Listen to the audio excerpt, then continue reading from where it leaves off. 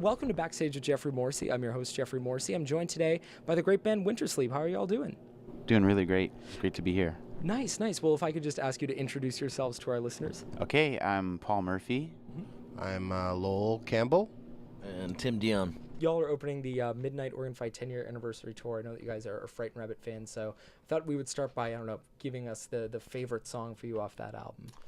Oh man, there's so many great ones on that. I think maybe one of the first ones I heard from that record was the song "Poke," and that's like it's one of my favorite songs. Just a really beautiful love song, and so that was like the first song that I really kind of connected intimately to it. And but it's amazing, such an amazing record. I like Fast Blood a lot. That kind of really resonated with me when I first heard it. And we did a cover for the Twist recently, actually, and that was really fun. It was nice to put our own spin on it. I guess I'd have to go with Modern Leper. Yeah. It's the first song on the record, the first song I heard, and it's always been one of my favorites live for sure. Yeah. That's a high bar to set for like being the first song on a record. I've always found that funny. Totally.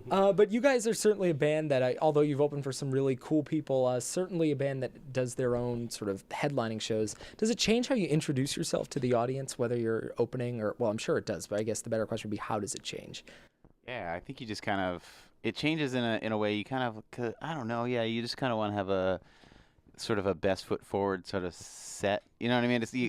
You don't kind of go as deep maybe as you would in a headlining set, like in terms of like deep cut type songs, and try to keep it upbeat and fun, and so I think that's kind of the idea. It was upbeat and fun. That's good. Yes, exactly. That's good. Mission accomplished. A little bit less upbeat and fun, the Amerika video, and smooth segue, and the song itself. So tell me a little bit, kind of how that video came together, and I guess in general how that song came together. I know that's a question that gets asked ad nauseum, but I really enjoy the song, especially now. Cool. Yeah. Well, I think originally it was like. The chorus is a Walt Whitman poem, so it was like lyrics that we had, and then the chorus was just something I was reading and that resonated and kind of like, I don't know, felt really good with the melody of the chorus. So it was like half, yeah. So anyway, so that's kind of that was kind of the cool thing about the chorus in it, I guess. And the video was kind of a funny one. I don't know. It had such a long. Production? A lot of different. It started out. The idea of it was like a fake documentary of like the '70s biker gang, like burning down a town, basically. Okay. And it was going to be like all slow motion, and then and I think we were just kind of like, we like the idea of it being like slow motion. We don't like the idea of it being a biker gang necessarily.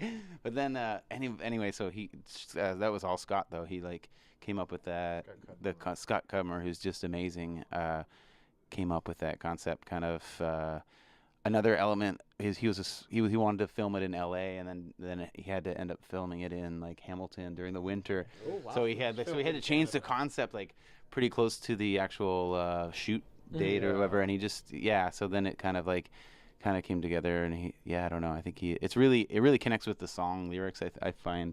So it's, anyway, it's like sure. It's like a really nice in that way. At that time, I think it was still like the preliminaries to the election. So like nobody had really selected their representative yet. Like finally, So that we like we were just like, we didn't really think that. We were kind of like, oh, I guess that's okay that like that he's using like a Trump quote in it or whatever. It obviously works for the time, but we didn't think that time would precede. That it's still relevant. Yeah, no, of course. That's a really interesting sort of story about the video just in general, like because Hamilton in the winter and Los Angeles in the winter are about as far away. And I say this having visited neither place in the winter, but just sort of knowing like that's quite of a change. Yeah, it's definitely on the bleak side, which is fitting. Well, when I heard the song, it almost sounded like not a direct follow-up, but kind of a follow-up to Dead Letter and the Infinite Yes in a way. Sort of like that was a prophetic song and that Amerika was coming to fruition. But what is it like, because you guys have sort of another album that's turned 10 last year. watching the songs evolve over the years and seeing different things like that become more relevant at certain times? I mean, Dead Letters always kind of, there's more awareness of mental health, I guess, these days. People are talking more. So, I mean, I think that'll be always relevant lyrically going forward. But I don't know. I all of them are.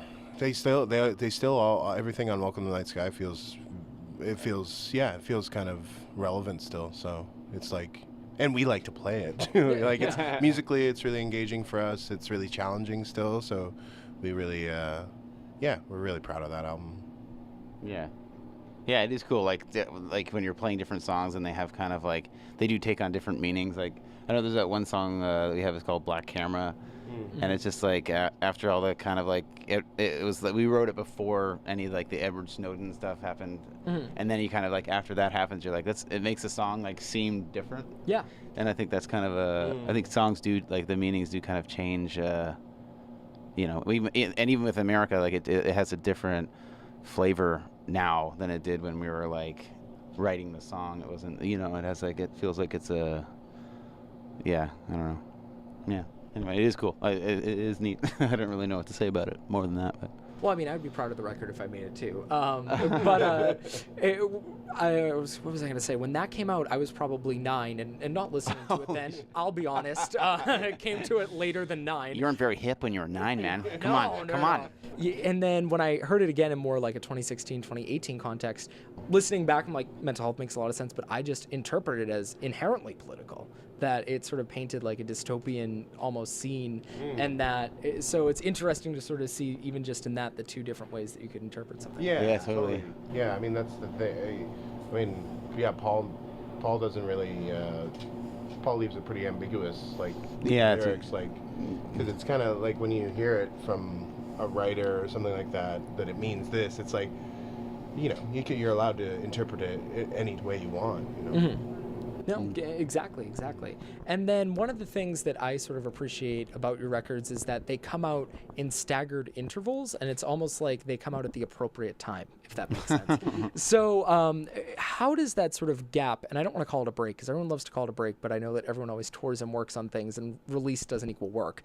But how does that sort of time between releases, do you think that has an effect on the music at all? Or Yeah, definitely. Like, I feel like this one, between Great Detachment and Hello Hum, we kind of like purposely like made a longer period of time in between, because sometimes you'll have songs that are kind of like, I don't know, you'll be working on a record and then you're finished the record and then like 3 months later you're like, oh, there's a new song that's awesome. Damn. So it was kind of like, I feel like we kind of like made the gap as long as we could, just to kind of give ourselves kind of more material to work with. And then you'd have like then you'd have like 25 songs going into recording, and you can kind of like curate the kind of record that you want before you go into recording it. And that's kind of something we didn't do before the last record, is just kind of be able to shape it before you actually start recording it, just in your heads or whatever. Normally you would have like, all right, we have 12 songs, let's go record 12 songs. So it was kind of cool to do it that way, kind of like compile a whole bunch of ideas, and some of them are further along and some of them are just kind of cool riffs, and then just work on your favorite things. Well, nice. Great Detachment, great record, great name for a record. And then playing with that, it's very easy to become detached, especially like on the road, and not feel connected to home or not feel connected to sort of normal life in general. So how do you guys stay connected in 2018? How are you making sure that you stay grounded, stay close to where Wintersleep came from? I think just making music is like the biggest way that I connect to things around me. That's pretty much it. And playing shows, and like, as a musician, like playing shows and kind of like having that experience with people coming to your shows, and kind of the intimate connection in that way. We get 2 yeses from the crowd. And then, so I heard a little bit of a rumor that you guys might be doing a back catalog reissue, which must be such an interesting project to work on. So tell me a little bit about that and how it's going. It's been announced. It's the first 3 albums that we did. So there's 2 before. I guess the first record came out in 2003. Second was in 2005, and those are both untitled, self-titled. They're Wintersleep albums, so the first ones came out before the other one. And then Welcome to the Night Sky, which came out in 2007.